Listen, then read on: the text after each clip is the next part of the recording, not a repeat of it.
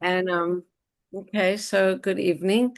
So today was Lamed Sivan, actually one of my grandchildren's birthdays, my second eldest grandson, Lamed Sivan, and it was the first day of 2 days of Rosh Chodesh, and the month that we are coming into is the month of Tammuz.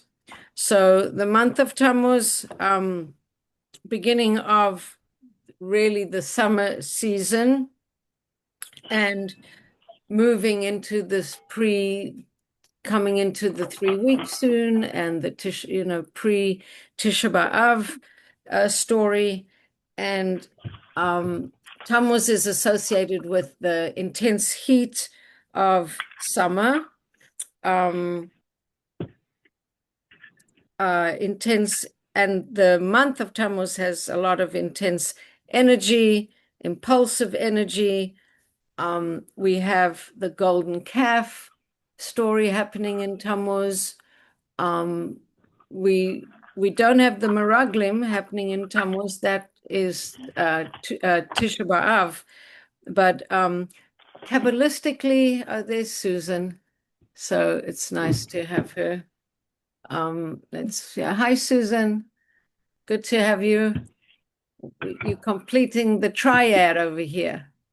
So anyway, so Kabbalistically, and a lot of the events that are going to happen in Parshas Bamidbar, we read Parshas Bamidbar while we're in Tammuz, and Tammuz is connected to the sense of sight, and we started already talking about that last week, how in Parsha class about looking with the correct eyes. We're going to talk about that a little bit more in Tanya, about the importance of creating the right mindset for how we see reality, how we deal with reality, that it's this conscious effort to create the right mindset. And we know that the zodiac sign is the sign of Cancer, the crab. And just as a crab outgrows its shell, Tammuz symbolizes the opportunity to shed old limitations and experience spiritual growth. And we can talk a little more about Tammuz on Wednesday night, but I just wanted to say something about it to kind of bring us in to this new month. And in terms of our Hayom Yom, even though we are already coming into Tammuz, we're still the end of Sivan, so I can still put in a Hayom Yom from yesterday, which is a very nice one. It says that man's avoda, our task, according to Chassidus, is to accustom ourselves to perceive hashgacha pratis, individual divine providence, how Hashem in his goodness renews the universe and all creatures every moment with his particular divine providence, which constitutes, to the exclusion of all else, the reality, the life force, and the sustained existence of all creatures. So to focus on not only that Hashem is the reality, the life force, and the sustained existence of all creatures, but that this sustainer is actually personally involved in us, and the details of our lives need to be seen as Hashem's communication with us in particular. So that's why it's hashgacha pratis. It's not just hashgacha, but it's pratis. It's personalized for us individually. So that's also going to segue very beautifully into the themes of the Tanya that are going to be the themes for tonight. So we are chapter 16 now of Tanya. So let's see what's going to be when we start to share our screen. So let's just let's just see, sharing our screen. So here we are. Okay. So let's see. Okay. So we're chapter 16 of Tanya. And just to review a little bit, we were speaking last week in chapter 15, and it says my screen sharing is paused. So that means you're not seeing what I'm seeing. So why is it paused? So let's try and see why. Okay, so I'm going to stop the share and let's try again.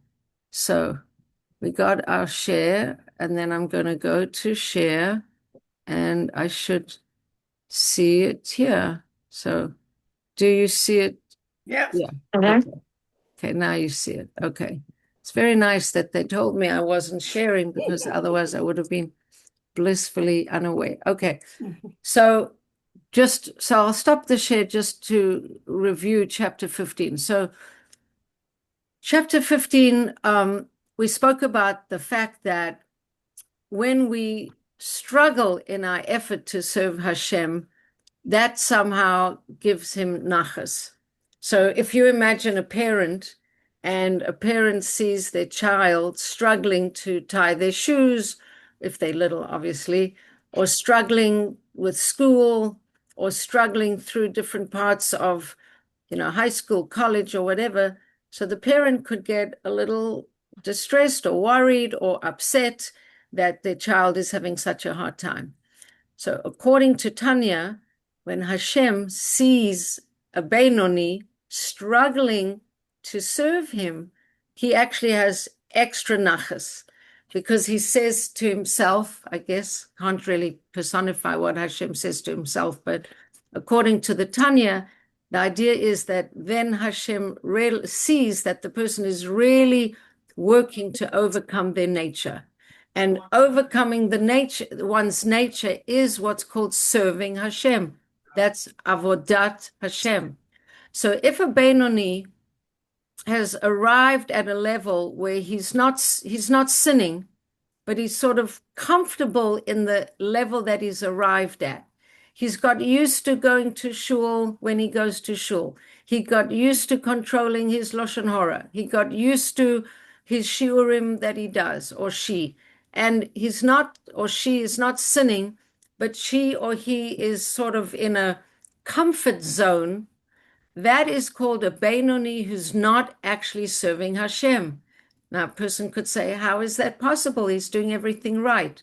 But the Tanya says that person is sort of settled into a rut, and they're not pushing themselves, so they're not actively serving Hashem. The Tanya also says if a Benoni happens to have the kind of personality that his emotions don't get he's not a passionate person. So he's not passionate about relationships with, let's say he's married or she's married, and the idea of relationship with someone other than their spouse doesn't even come into the picture. So the Tanya says that just could be that the person is just not a passionate person. They kind of shut down, they're not passionate, they kind of, their emotions are stifled. It's not such great credit to their avoda. So either they're just coasting, or they're a very non-passionate type of person. So the Tanya says that type of person, even though they are Benoni, they're not actively serving Hashem because they're not overcoming their nature.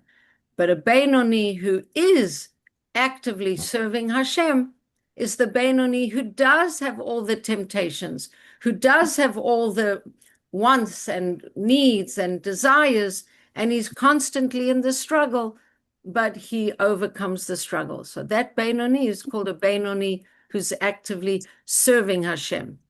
So now, when we spoke about that last week, we sort of said, is that encouraging or is that discouraging? It's confusing. Do we like the way it sounds, or does it sound like, wow, you can sort of never win, and it's never good enough? But we did say that it can give us a positive feeling, actually, that if we think that a Benoni could think that I'm supposed to have arrived. I did tshuva. I live a religious lifestyle. Why am I still struggling? Then the Tanya wants to come and wants to tell you, don't feel bad. That's how you were created. You were created to be in constant battle with yourself. We've had many different analogies to wrestlers in a wrestling ring. And the idea is that you're constantly wrestling. If you're not wrestling with yourself, then you're actually not serving Hashem. So the more you sort of have struggles in your avoda, in a way, the more you actually serving Hashem, you giving Hashem nachas. So you don't have to feel bad that you're still struggling. In actual fact, the Tanya is coming to make you feel good that you haven't perfectly arrived and you haven't got to a place where it's not a struggle. And so if you feel sometimes, oh my gosh, it's so hard, I don't feel like doing these mitzvahs, or I'm not resonating, or I'm so tempted, then you could look into your Tanya and you could say, wow, the Tanya anticipated that. And it says that that's really when I'm serving Hashem, when I deal with all these anxieties, doubts, struggles, overcoming myself. And that puts me into the category of a Beinoni who's truly serving Hashem. So but then that doesn't it diminish the person who started out that way? You know, if you look at it your way, right? I mean, it doesn't diminish him, because when he started out, he was like that. But then it's like a coach who says, look, you were like that once. You had a lot of passion. You had a lot of enthusiasm, but now you're resting on your laurels. You're allowing yourselves to stagnate a little bit. Right. You know, you need to kind of try and push yourself to go to the next level. And if the next level is hard for you, that's where you will again be struggle. I mean, it's a little bit like working out or in the fitness industry. If you're not using it, you're going to lose it. So if you're not, I'm thinking about somebody who was born into the fold, the frum from birth, you know, the observant. So are they not as, I guess, loved like that, or some because they don't have to go through or didn't, you know that's what I was asking. No, because there's a million levels. It's an infinite amount. Just because you're born into something, there's an infinite amount of levels of how much enthusiasm, commitment, vitality, highest you're bringing. So if you were born into it, so your level of where you need to push to would be different than someone who didn't know Aleph from base, starting in the very beginning. But what the Tanya is sort of celebrating is that wherever your starting point is, the active engagement of trying to improve is called actively serving. Got it. And that's the nature of the Beinoni. Got it. Sounds like the military, actively serving. Actively serving. Well, you know, that it's interesting because the Rebbe was the one who created the Tzivas Hashem. Right. And that's the army of Hashem. And so little kids who join, they soldiers. And then the more mitzvahs you can hand in, you become a lieutenant. And then the more you become a corporal or a captain and then a general. And he created this idea because we are really an army of Hashem. And the rules of the army can apply. And another aspect of being an army of Hashem, as I said before, is that when they were marching through the Midbar and they were all in their arrangement of tribes, three tribes to the north of the Mishkan, three tribes to the east of the Mishkan, three tribes to the south of the Mishkan, three tribes to the west of the Mishkan. Right? 4 3s are 12. Each one had their banner. Each one had their symbol. That was an army formation. And I subsequently learned actually that the Roman legions and everything, they took inspiration from how the Jews marched in a sort of army formation through the Midbar because originally they were going to march, and get ready for battle, but that was the way they were. That does have like an aspect of, fighting the darkness in the world, fighting, the evil in the world. And we also, when we spoke last week in Parsha class, when the Jews come into Israel and have to engage in battle with different nations, those nations are representing spiritual forces that the Jews have to overcome. So every nation that they have to battle, they can't beat that nation. Let's say the nation is representing arrogance or dishonesty or licentiousness or greed or whatever.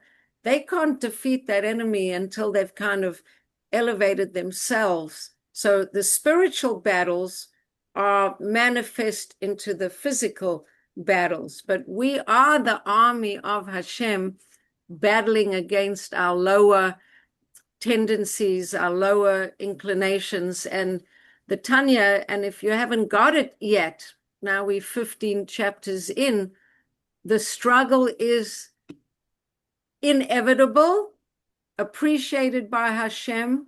And unless you have a very unusual kind of soul, which is the soul of the tzaddik, you're not going to escape the struggle. You might as well embrace the struggle.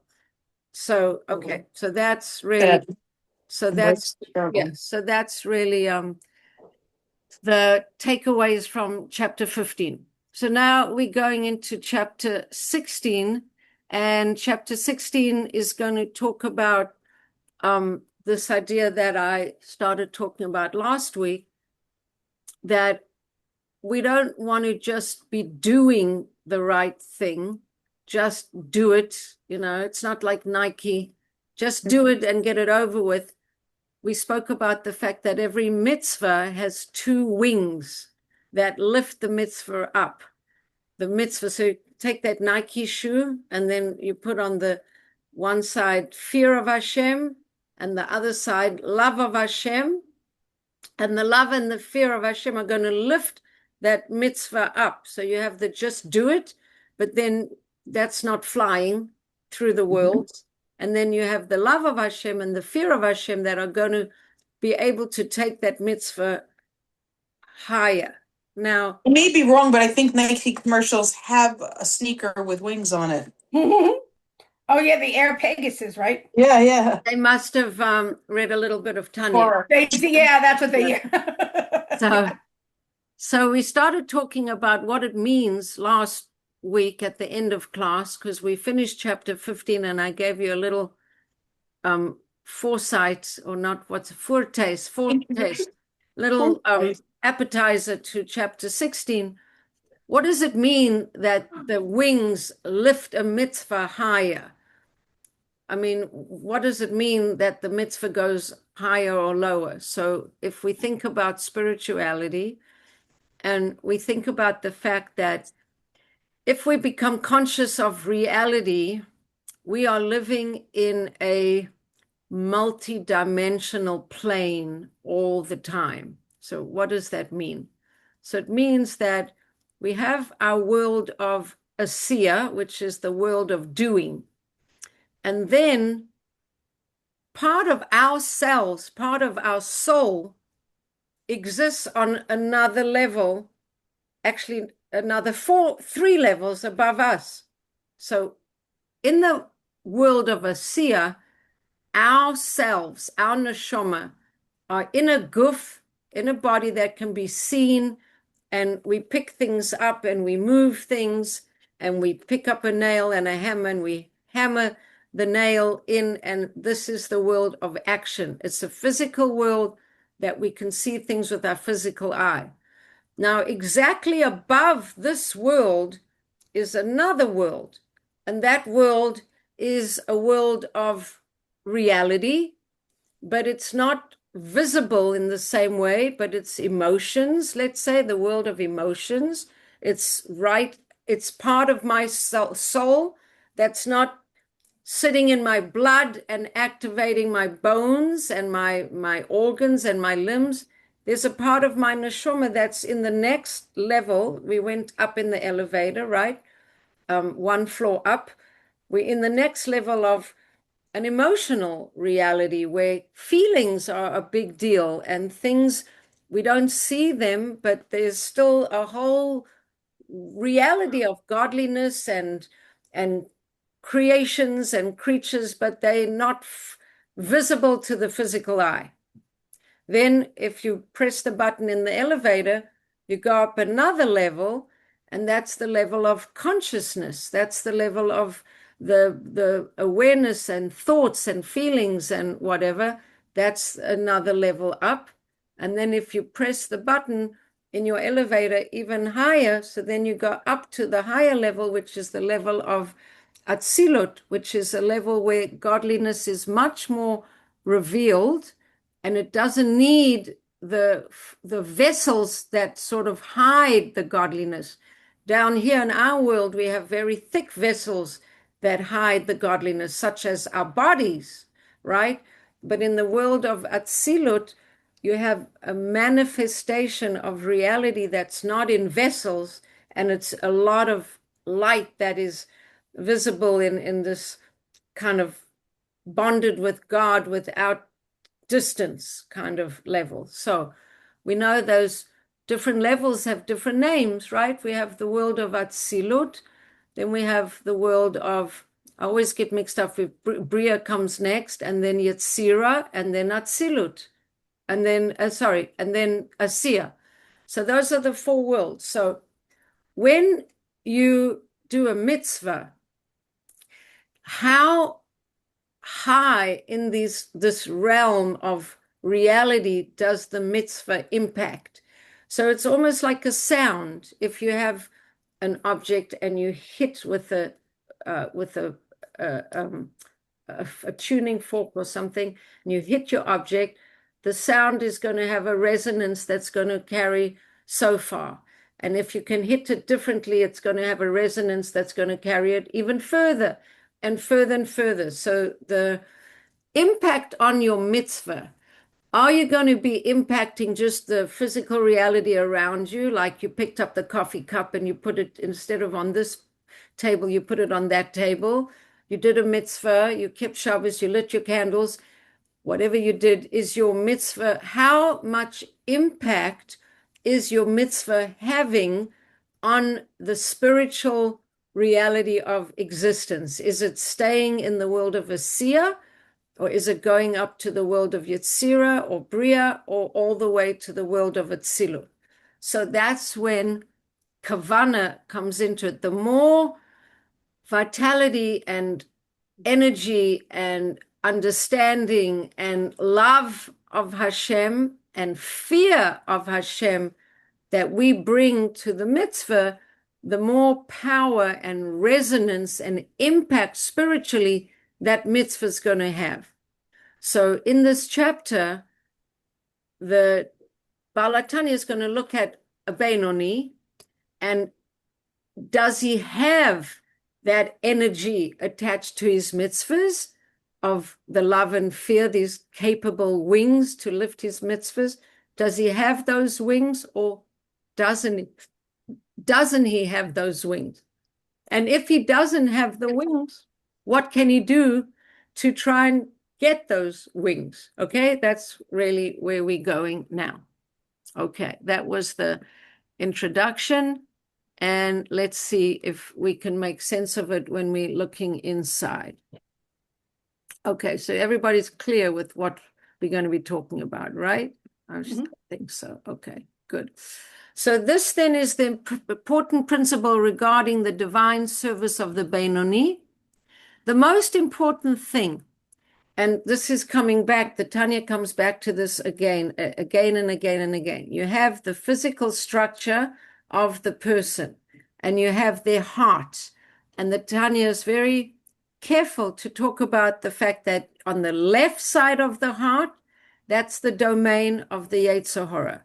On the right side of the heart, that's the domain of the Yetzer Tov. And in the brain, that's more the domain of the thinking side that's going to enable the person to defeat the evil forces that might be holding their base camp on the left side of the heart and sort of drive out and take control of the left side of the heart, right? These analogies are army, occupation, all of those things. So this is the important principle regarding the divine service of the Benoni. The essential thing is to govern and rule the nature that is in the left part of the heart, not let it get away with influencing the person. Let it stay quiet and keep its mouth shut. That's what we want to do with the Yetzer Hara, or the animal soul that's sitting in the left side of the heart. And how is he going to do that? By means of the divine light that illuminates the divine soul that is resting in the brain. And that's going to try to rule over and dominate the desires of the heart.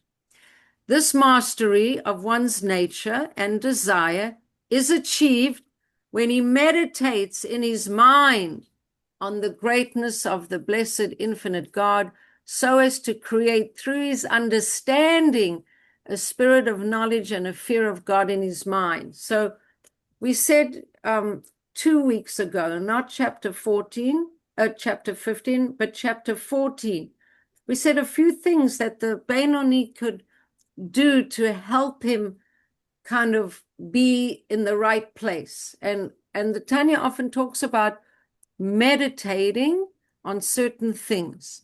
And so the meditation that he's supposed to do is to meditate on how awesome Hashem is, how great he is, and to try and see, when I was in college, a lot of my friends went to medical school, and they were like blown away. There were people who became religious in medical school just seeing the amazing reality of the created body and how incredible that was. So the Benoni is trying through his understanding to get this, extra fear and awe of Hashem into his mind. This knowledge and awe or fear will cause him to turn away from evil, that's sur merah, and turn away from everything that is condemned by the Torah or our sages, and to turn away even from a small rabbinic mitzvah, chas v'shalom. Remember, we said that he could think to himself, am I even worse than these completely secular people who had so much mesirat nefesh?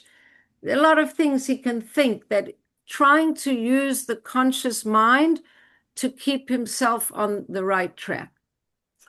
According to the Tanya, by the way, your most crucial, significant, and important tool in your arsenal of service of God is your capacity to think and your capacity to direct your thinking, and not to feel that your thoughts can run away with themselves. That's not the Tanya's approach. The Tanya's approach is that your Yetzer, your animal soul, and even your brain are things that you, the rider, you sitting on top of that horse, you holding the reins, you tell it where to go. It doesn't ride away with you. You telling it where to go. And it's like with the little toddler, where to go, where to sit, and when it's allowed to speak. It's like you're in charge. They're not in charge. So contemplation on Hashem's greatness will bring also a love of Hashem, which will reveal itself in the right part of the heart. That's the place where the godly soul sort of has its headquarters, so to speak. And so you've done this contemplation, and you've aroused this longing and desire to cleave to him by fulfilling the precepts of the Torah and of the rabbis and the study of Torah, which is good, which leads to everything else. Okay.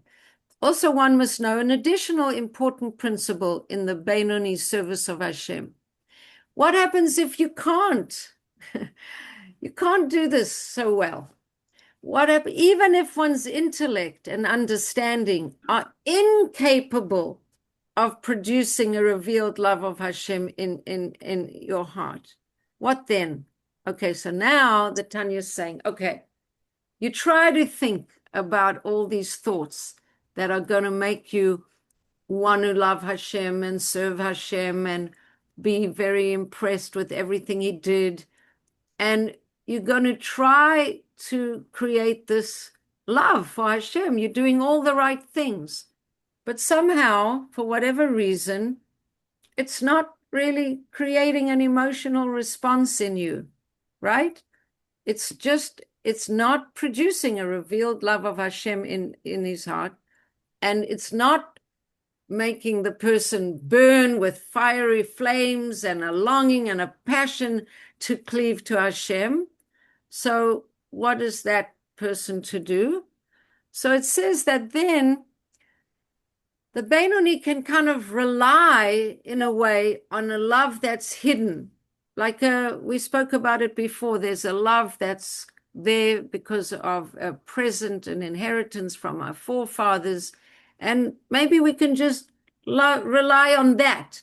We can't really arouse a great passionate love for Hashem through our meditation, but there is some level of love that's hidden in our mind and in the recesses of our heart. Okay. And the reason why this person can't like arouse his emotions is that there's this person's intellect and his nefesh and his ruach and his neshama derive from some kind of, so let's just read this, derived from the so-called ibur, conception and concealment within the supernal understanding, and not from the stage of leader, birth and revelation as no.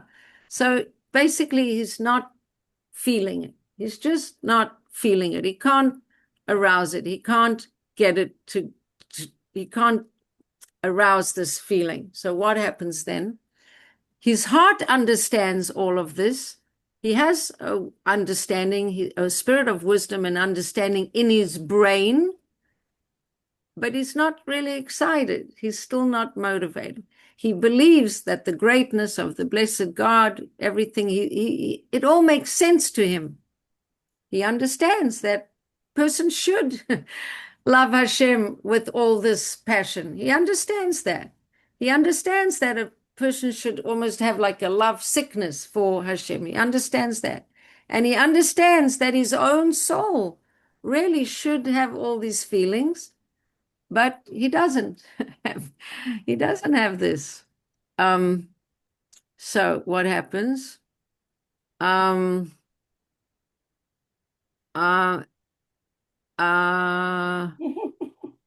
let's see. So Like reverse psychology, like telling the person, you know what? It's okay. Maybe you're not there yet. Don't stress out over it. It'll maybe. right. So let's try and read it inside because let's try and read it inside. So all the above thoughts pass through his mind and his heart and lead him to resolve that it is fitting and proper for them, for his nefesh and ruach, to embrace Hashem with all their heart and soul. He's really, working it. This means that he should fulfill all the commandments in action, speech, thought, and everything. We see that what motivates this person's actual observance of the mitzvahs is meditation on Hashem's greatness. This brings about the realization that one ought to strive to bind himself to Hashem through the mitzvahs. And so when he ponders the subject in the recesses of his heart and his mind's understanding, and his mouth and his heart are in agreement, that what his heart feels finds full expression in his speech, in that he fulfills with his mouth and resolve of his mind and heart to direct his desire towards Hashem's Torah, meditating it day and night. I'm trying to get Now put it in wonton cookie form.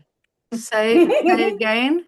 Now put it in wonton cookie form. Yes, let me put it, I like because that. it goes on. Let me just give it to you in the brief, because I think we get lost sometimes when we sometimes it gets very convoluted when we're reading it there.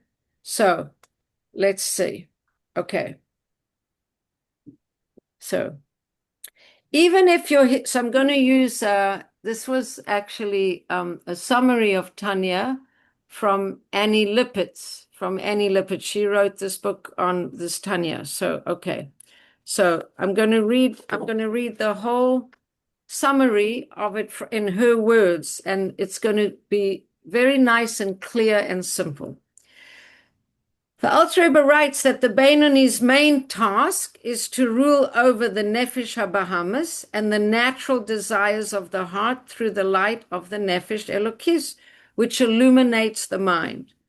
This light is generated when you engage in meditation, hisbonenus, reflecting on God's greatness, which arouses your ahava and your yira, your love and your fear, and results in turning away from evil and doing good. Now, even if your hisbonenus, your meditation, does not inspire the actual emotions of ahava and yiras Hashem that can be felt tangibly in your heart, the fact is, and this is where we're up to, the fact is that every person can generate an intellectually based ahava and yira called tuvuna. So in other words, it's not an emotional feeling, it's an intellectual feeling. You're trying to stoke the flames of your emotional state, your emotional being, to love and fear and all these things, and your emotions are not getting enthused, so then you can intellectually get an intellectual enthusiasm, which is different than an emotional enthusiasm. And this is called tevuna. Tevuna functions similarly to a heart-based avanira in that it elevates your Torah and your mitzvahs above. And the Alter Rebbe writes that our sages say HaKadosh Baruch Hu joins a good thought to the deed. I like that. Which hints at the fact that Tevuna elevates Torah and mitzvot just as emotional ahava and yira do. So if you're thinking to have the emotion, if you're thinking about all these sort of thoughts and you have your head in the right place, you're granted as if your heart was in the right place. In other words, if you can't feel it, think it, and you'll be given the credit. It's not quite the expression fake it till you make it. It's different, right? It's a little different, but it's quite similar in a way. Right. It's definitely related, I would say. Actual ahava and yira are felt in the heart. Since the heart is the source of life for the physical organs and limbs that perform mitzvahs, emotional ahava and yira enclose themselves directly in your mitzvah actions and elevate them. Since tuvuna comes from the mind, it is not directly connected to mitzvahs actions and cannot directly affect the mitzvahs to elevate them. So Hashem intervenes and joins the good thought, the tuvuna, to the deed, enabling the tuvuna to serve as the mitzvah's wings and elevate it above. So I'm really grateful for the summary, because we have in the past gotten a little lost in some of the languaging, because even when I was trying to study it, it gets sort of a little laden and a little heavy, just trying to parse out the subtleties that are, the newness. So I have, Which is why I was always so allergic to learning it. It was so hard for me to ever approach it. And that this way is into little pieces and digestible. I can macabre it, I can hear it. Right. Well, Baruch Hashem. And so there's a beautiful quote here that, and the here is a beautiful Tanya that's actually created by Tzivas Hashem. Well, it's Come back a little bit. Yeah, it's very blurry. Beautiful cover. Well, you're just it's there. The Tanya. It says Tanya. I see that. It's created by Tzivas Hashem as a hand. Tzivas Hashem creates sforim for the children so that they should be able to understand Tehillim and the Siddur and Avos. And so this is like a children's version of the Tanya, but it's really very beautiful and very helpful. So it says, in relation to this chapter, this famous thing, when Hashem says to Bnei Israel, my children, do tshuva, even if it means opening your heart just the size of a needle point, and I will open up for you a doorway large enough for caravans and wagons to pass through. Now, that's a very famous quote. And the idea is that you do a little bit, you just make your effort, and Hashem will add to your effort substantially. So when it says here, when we invest just a little effort in our service of Hashem, Hashem reciprocates with wide open arms, showering upon us goodness far beyond what our meager effort deserves. So in other words, in this idea from the Tanya that our mitzvahs will fly with the love and fear of Hashem, and the Tanya comes and says, how are you going to enthuse your love and fear of Hashem?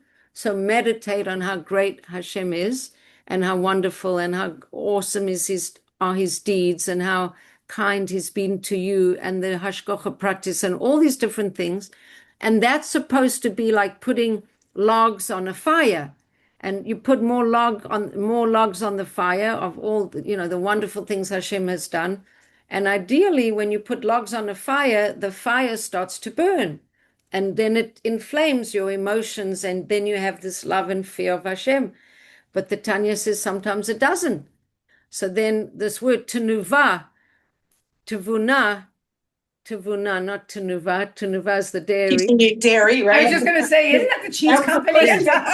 Tevunah, that if you have the intellectual understanding of Hashem's greatness and of his amazingness and of his divine hashgacha for you and all of this, not hashgacha for you, then understanding it is going to be enough, and Hashem will count it. It will count as an emotional arousal, even though it's an intellectual arousal. And then this little idea of open up for me a needle, something as big as a needle, and that will enable Hashem to open up an opening as big as a cavern, a big caravan. Now, I've got another story here. Now, I'm so happy that I kept this book, because I actually wasn't sure if I was going to give it away to my grandson for his birthday present. But then I gave him a different book. I gave him Hasidic stories of Reb Zusha and Reb Elimelech, and I decided to keep the Tanya for myself.